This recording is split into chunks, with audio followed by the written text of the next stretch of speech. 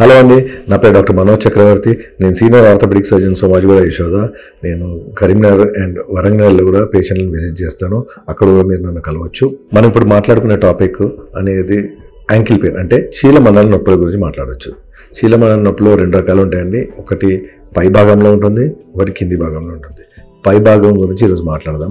దాన్నే మనము రెట్రోకాల్కేరియన్ బర్సైటిస్ అని అంటామండి. దీని అర్థం ఏంటి అంటే, మన బాడీలో లాస్ట్ ఎముక ఉంటుందండి, మన బరువంతా మోసే ఎముక.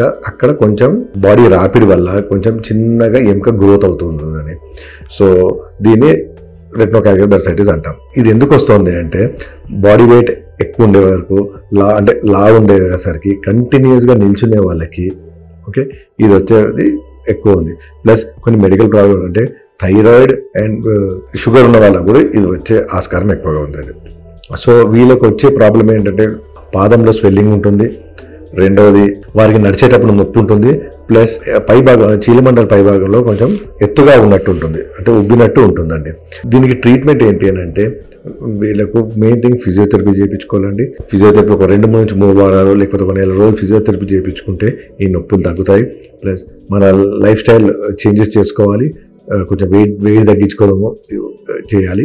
ఇంకా ప్రాపర్ షూస్, మంచి షూస్ వేసుకోవాలి, సాఫ్ట్ షూస్ వేసుకోవాలి, ఎత్తైన షూస్ అంటే హీల్స్ ఉన్న వేసుకోవాలి. అట్లీస్ట్ 2 ఇంచెస్ హీల్స్ వేసుకుంటే అప్పుడు వీళ్ళకు పెయిన్ తగ్గే ఆస్కారం ఉందండి.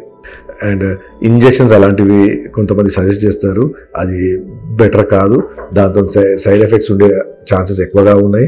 ప్లస్ మొదటికే మోసం వచ్చి ఆ తీగ తెగిపోతే ఆపరేషన్ చేయాల్సిన ప్రమాదం ఉంటుందండి. సో అందుకోసం సర్జరీ అంత అడ్వైజబుల్ కాదండి. ప్లస్ ఇంజెక్షన్స్ కూడా అస్సలు అవసరం లేదు. సర్జరీతో కూడా సెకండరీ సైడ్ ఎఫెక్ట్స్ ఉండే ఛాన్సెస్ ఎక్కువగా ఉన్నాయి.